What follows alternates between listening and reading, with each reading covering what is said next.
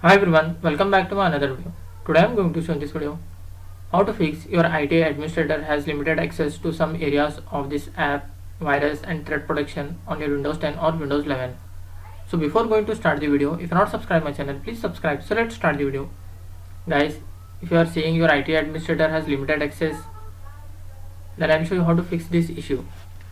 In this, the first method is you have to just open your file explorer, open the C drive. In this you need to go to the system 32.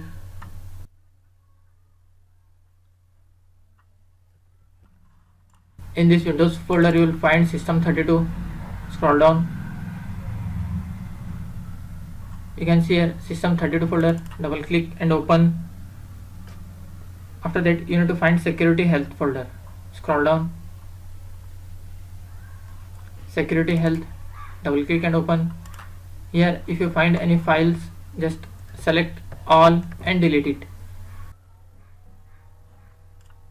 This is a Microsoft official website.